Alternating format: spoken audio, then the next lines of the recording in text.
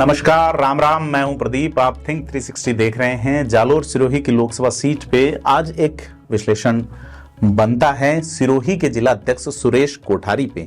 उनके खिलाफ एक माहौल चल रहा है। माहौल की वजह वो खुद हैं या कुछ और, इस पे बात करेंगे। क्या कारण है कि सुरेश कोठारी का खासा विरोध हो रहा है, उसी तरीके से जिस तरीके से जालोर के जो जिलाध्यक्ष हैं श्रवण सिंह राव, उनका विरोध हो रहा है। दोनों ही अध्यक्षों में एक समानता है कि उनके पास खुद की जाति का कोर वोट बैंक फिलहाल नहीं है। फिलहाल क्या, पहले भी नहीं था।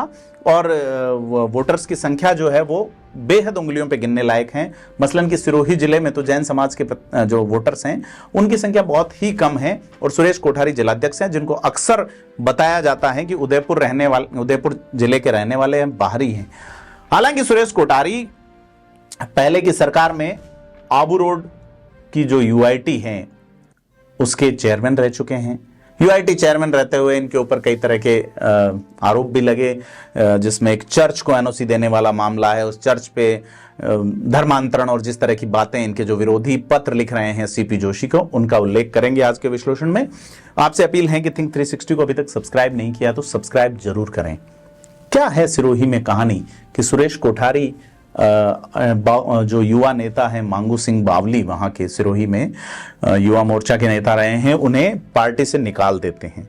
वैसे मांगू सिंह बावली से हमारी जब बात हुई फोन पे तो उनका ये कहना है कि उनकी ओर से जो किया गया या जो बात थी उसके कई कारण थे। उनका अपना पक्ष था जिसमें वो खुद ही को सही बता रहे हैं, उसको अपार्ट रखते हैं। सुरेश कोठारी ने जो कार्रवाई की उसको भी अपार्ट रखते हैं। लेकिन अगर सेंट्रल बात की जाए, जिसको न्याय का नैसर्गिक सिद्धांत कहते हैं, डॉक्ट्रिन ऑफ नेचुरल जस्टिस, उसके अनुसार उनका कहना है कि मैं सही हूं या गलत ये पता करने के लिए उन्हें पहले मुझे वक्त देना चाहिए था, मेरा पक्ष जानना चाहिए था। उनका यह आरोप है कि बिना पक्ष जाने उनके खिलाफ कार्रवाई की गई है तानाशाही तरीके से। तो सुरेश कोठारी के खिलाफ एक अलग तरह का मामला बन रहा है सिरोही में। एक पत्र भेजा गया है प्रदेश अध्यक्ष सीपी जोशी को, जिसमें मारवाड़ी की एक कहावत यूज की गई है कि बींद रे मुंह लाड़ पड़े तो बाराती क्या करें। यानी कि बींद के जो दूल्हा जो है उसके मुंह से अगर लार गिर रही है तो फिर बारातियों का कोई दोष नहीं है। यह आरोप लगाया है सुरेश कोठारी पे भाजपा के नेताओं ने एक पत्र में। उसमें जो है वो मंडल अध्यक्ष, पोसालिया के मंडल अध्यक्ष जो है, जिनका नाम अगर मैं देखूं तो प्रताप परमार उनका नाम बताया गया है, और उनको हटा दिया गया।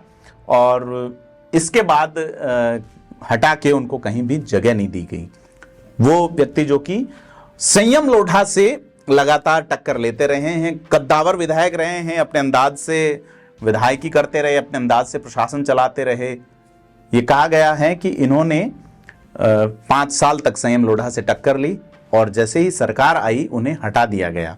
और अगर ये देखें कि किस तरह के कारण रहे, क्यों हटाया गया, तो उन पे ये आरोप लगाया गया है कि इसमें कास्ट फैक्टर, यानी कि संयम लोढ़ा जिस जाति से हैं, जैन समाज से, उसी से सुरेश कोठारी हैं। इस तरह के आरोप लगे हैं सुरेश कोठारी पे।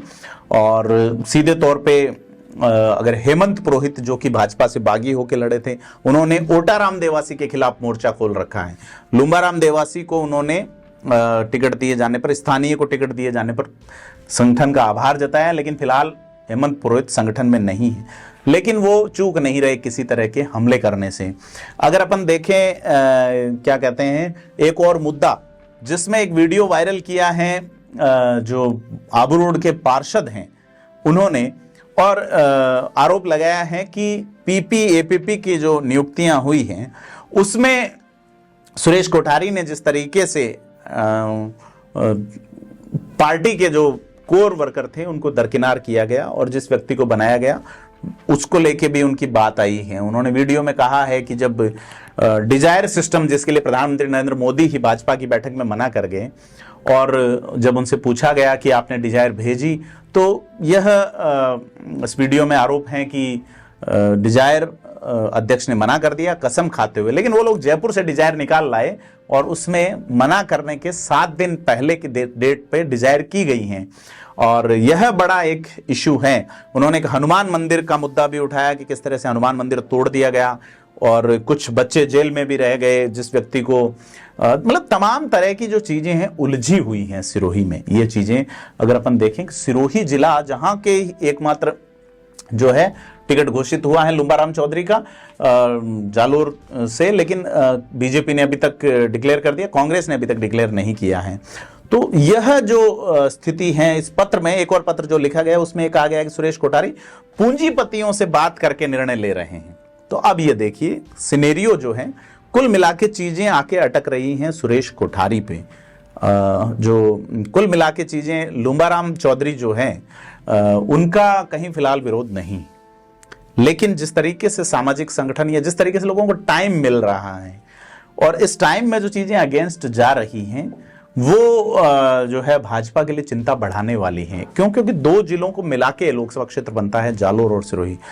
जालोर के जिलाध्यक्ष पे भी कमोबेश इसी तरीके से श्रवण सिंह राव पे उनके संगठन के लोग, क्योंकि सांचौर का संगठन आधा खिलाफ है बिल्कुल, वहां निर्दलीय विधायक हैं, निर्दलीय विधायक को भी कांग्रेस ने एडजस्ट किया, भाजपा ने एडजस्ट किया नहीं किया वो बात अलग है। पूरे लोकसभा क्षेत्र में कांग्रेस के टोटल वोट भाजपा से ज्यादा हैं विधानसभा चुनाव में।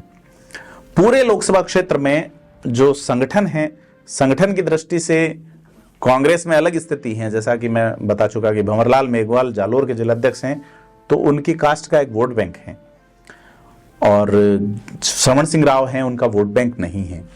और पद छोड़ने वाली बात है कि वो लोकसभा का टिकट मांग रहे थे, उन पे आरोप है कि उन्होंने दावा किया था कि कड़बी मुक्त जालोर करेंगे, कड़बी को लोकसभा का टिकट मिल गया, देवजी पटेल के वो अगेंस्ट थे। ऐसे में तलवारें आपस में ही खिंच गई है भाजपा में, संगठन में, और उस संगठन में जो श्रवण सिंह राव पे आरोप लग रहे थे वही अब वीडियो जारी करके पत्र लिख के आरोप लग रहे हैं सुरेश कोठारी पे। सुरेश कोठारी आबू यूआईटी के चेयरमैन बने थे, उदयपुर मूल के रहने वाले हैं, ऐसे में बाहरी वाला आरोप लगाते रहे हेमंत पुरोहित। यह स्थितियां सिरोही में भाजपा के लिए फिलहाल ठीक नहीं कही जा रही, क्योंकि अगर दबदबे वाले नेताओं को देखें जिनके जाति का वोट बैंक भी है और वो तरीके से अपनी बात को इन्फ्लुएंसिव वे में रख भी सकें, तो यह संख्या कांग्रेस में ज्यादा है। मसलन कि संयम लोढ़ा सिरोही से देखें तो सिरोही के जो विधायक हैं ओटाराम देवासी, उनके सामने जो है वो सीधे सरल सहज नजर आते हैं। संयम लोढ़ा जो है उनका एक अलग तरीके का वो वे रहता है। उसी तरीके से अगर अपन जिलाध्यक्षों की बात करें तो भंवर मेघवाल जो कि प्रधान रहे हुए हैं आहोर से, काफ़ी अलग तरह की पॉलिटिक्स, पुखराज पाराशर काफ़ी अलग तरह का प्रभाव रखने वाले, आलाकमान से अच्छी बनने वाले, लेकिन जालोर से भाजपा में ऐसे नेताओं को, ऐसे नेता हैं भाजपा में। मसलन कि सबसे पुराने नेता जो कि रविंद्र सिंह बालावत लंबे समय से अध्यक्ष रहे, वो फिलहाल किनारे हैं। वीरेंद्र सिंह चौहान जो महामंत्री रहे हैं, राजसमंद के प्रभारी रहे हैं, जिनके नेतृत्व में राजसमंद की 4 सीटें भाजपा ने जीती हैं, इसके वो किनारे हैं। इसके अलावा दूसरे नेता जैसे कि देवजी पटेल जो कि सांसद थे, अब वो बिल्कुल बैकफुट पे हैं। उसके अलावा नारायण सिंह देवल जो प्रदेश में उपाध्यक्ष रहे हैं, जिलाध्यक्ष रहे हैं, सिरोही के प्रभारी रहे हैं, वो फिलहाल खामोश हैं। इनके अलावा अगर दूसरे नेताओं की बात करें, नारायण देवासी बड़े वोट बैंक संगठन में, और इन सब में अगर अलग छवि वाले नेता की बात करें तो सांवलाराम देवासी, जो कि टिकट मिलने के बाद अब खामोश हैं। तो नेताओं की यह खामोशी, कांग्रेस के नेताओं का एग्रेशन, भाजपा नेताओं की खामोशी, कांग्रेस के नेताओं का एग्रेशन, इसमें पुरोहित समाज जो कि बड़ी एग्रेसिवली बात रखता है, तरीके से बात रखता है। राज के पुरोहित जो कि प्रवासी नेता हैं, स्थानीय नेता नारायण पुरोहित, उनके भाई अर्जुन पुरोहित जिला प्रमुख हैं सिरोही के। तो यह जो बड़ी चीज है कि जिनके पास वोट हैं लोगों की, जिनके पास एक इन्फ्लुएंसिव सिस्टम है, इन्फ्लुएंसिव विचार हैं, वो लोग खामोश हैं भाजपा में खास करके, और जो चीजें उठ रही हैं उनको दबा नहीं रहे। तो जिलाध्यक्ष जिनके पास संगठनात्मक पकड़ जो है वो नजर नहीं आ रही, पत्र वायरल हो रहे हैं, चीजें ऐसे मुकम्मल हो रही हैं कि भाजपा कैसे वोट जो है उनको गेदर करेगी। क्योंकि कास्ट इक्वेशन पे बात करें, जो राजपूत समाज का एक सम्मेलन वराड़ा में हुआ जिसमें साफ कहा गया है कि कांग्रेस ने अगर स्थानीय को नहीं दिया तो फिर राजपूत निर्दलीय खड़े होंगे, और राजपूत एक तरफ जाते हैं तो सीधा नुकसान भाजपा का है, सीधा नुकसान कांग्रेस का भी है। जैसा मैं पहले कहता रहा हूं, यहाँ का राजपूत ज्यादातर कांग्रेस में सक्रिय रहा है। मसलन कि नीतिराज सिंह देवड़ा प्रधान रहे हैं, दिलीप सिंह मांडाणी प्रधान रहे हैं, यहाँ से प्रज्ञा कुंवर रही है, निर्दलीय प्रधान रही हैं। इसके अलावा यहाँ प्रदेश सचिव रहे हैं इंद्र सिंह देवड़ा, गुमान सिंह देवड़ा। तो यहाँ कांग्रेस में ज्यादा जिला प्रमुखों की सूची अगर अपन सिरोही में देखें तो सिरोही में तो पहली बार जिला प्रमुख ही 2015 में पायल परशुरामपुरिया बनी। 2000 भाजपा की पहली बार, उस समय लुम्बाराम अध्यक्ष हुआ करते थे। इसके अलावा अगर अपन जालोर की बात करें तो जालोर में भी 2015 में ही पहली बार वन्य सिंह गोहिल बने भाजपा से। उससे पहले हालांकि उक सिंह देवल, नारायण सिंह देवल रहे थे, लेकिन वहां ज्यादातर समय तक गणपत सिंह सियाणा रहे हैं जिला प्रमुख, ज्यादातर समय तक जसवंत कमर रही हैं जिला प्रमुख। इसके अलावा वहां जो आइडियोलॉजी ऑफ कास्ट है वो कांग्रेस है। जिस तरह से विधायकों की संख्या देखें, जिस तरह से प्रधानी में अगर अपन संख्या देखें, तो अगर वो वोट बैंक जो कि भगवा राम के नाम पे भाजपा की ओर आ रहा है या अगर दिख रहा है और अगर वो छिटक गया तो फिर भाजपा का क्या होगा, वो आपसी अदावत वाली स्थिति यहां खड़ी हो रही है और विरोध खुले तौर पे मुखर होने लगा है। पत्र लिख के, वीडियो वायरल करके अपनी बात कही जा रही है और सीधे तौर पे नजर आ रहा है कि जैसा पहले कहा गया, बींद के मुंह से लाड़ पड़ रही है तो क्या करें बाराती। तो यह है जो भाजपा के जो लोग हैं, क्योंकि अंतर में बूथ लेवल पे जो वोट पड़े हैं उनके अंतर में कांग्रेस आगे है और अगर ये निचले स्तर के कार्यकर्ताओं को ऐसे डिमोरलाइज वाली स्थिति बनती है तो फिर भाजपा के लिए चीजें आसान नहीं है। जालोर सिरोही सीट पे जिसको भाजपा 20 साल से जीत रही है और 20 साल की ही एंटी इनकम्बेंसी है कि आप सेंट्रल लेजिस्लेशन में 20 साल से एक ही पार्टी का प्रतिनिधित्व भेज रहे हैं और 20 साल में यहाँ पे डेवलपमेंट के नाम पे केंद्र सरकार की ओर से कुछ विशेष पैकेज या विशेष सिस्टम जिसे कहा जाए कि अकेले सिरोही के लिए दिया गया है, रोजगार के नाम पे, शिक्षा के नाम पे, चिकित्सा के नाम पे, बेसिक नीड के नाम पे। यहाँ पेयजल का संकट उभरने लगा है, यहाँ पे एजुकेशन, लिटरेसी एंड तमाम चीजें जो हैं उनको लेके बातें करने लगे हैं लोग। जैसे जैसे समझ बढ़ रही है, जैसे जैसे विचारधारा बढ़ रही है, मैं पहले कह चुका 36% से अधिक वोट SC ST हैं, 1 लाख के आसपास वोट मुस्लिम हैं।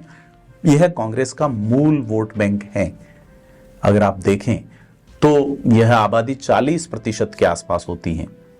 तो कांग्रेस की गिनती ही वोटों की 27-28 से शुरू हो रही है और अगर वोट परसेंट भी यहाँ पे ईपी रेशियो कम होने के कारण कम रहता है। हर बार विधानसभा चुनाव में, सरपंचों के चुनाव में लोग आ जाते हैं क्योंकि लोकल इन्फ्लुएंसिंग है, प्रत्याशी से लोकल टच है। अब 23 लाख लोग हैं, 23 लाख से अधिक लोग हैं जो कि मतदाता, इलेक्टर के रूप में रजिस्टर्ड हैं। वो इलेक्टर क्या वोटर के रूप में कन्वर्ट हो पाएंगे? कार्यकर्ताओं की ऐसी निराशा से, यह जो नैराश्य भाव पार्टी में पनप रहा है उससे यह भाजपा को सोचने वाली बात है। कांग्रेस फिलहाल कहीं किनारे सोच रही है किसे भेजा जाए मैदान में, कास्ट इक्वेशन कैसे साधे जाएं। क्योंकि मैं जैसे वराड़ा हनुमान मंदिर वाला आपको उल्लेख कर रहा हूं, तो ऐसी चीजें मैनेज करना पार्टियों के लिए मुश्किल नहीं है कि अगर कुछ लोग विरोध कर रहे हैं तो राजनीति में वो लोग मैनेज किए जा सकते हैं।